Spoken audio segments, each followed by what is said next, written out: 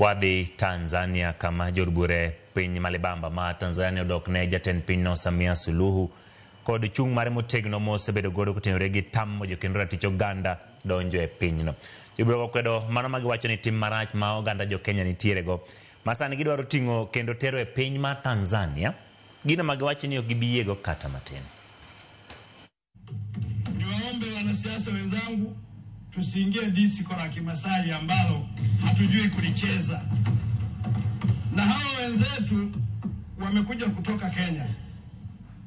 Tuwaombe na wao wanaangalia bunge hili. Sisi Tanzania hatuna cha kujifunza Kenya. Hatuna hata kimoja cha kujifunza. Tunawazidi siasa, tunawazidi akili, tunawazidi kila kitu. Na wala swala la Kiingereza sisi sio kipaumbele. Tuna maisha yetu. Kwa hiyo niwaombe sana vyombo vya ulinzi na usalama, usikubali kuruhusu watu hao waje watuharibie nchi yetu. Niwaombe sana. Huyo sijui Mwangu, sijui Mwangi na Manzakarua ndio vinara wa Gen Z kule. Wameharibu nchi yao, wamewekwa na ndani. Wametoka kule wamekuja tena Tanzania.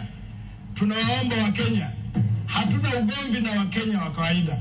Tuna ugomvi na wanaharakati. Na sisi tuko tayari kupambana nao majukwani. Wakenya wamejitolea, lakini anachola kwamba Gen Z wa Tanzania wamelala.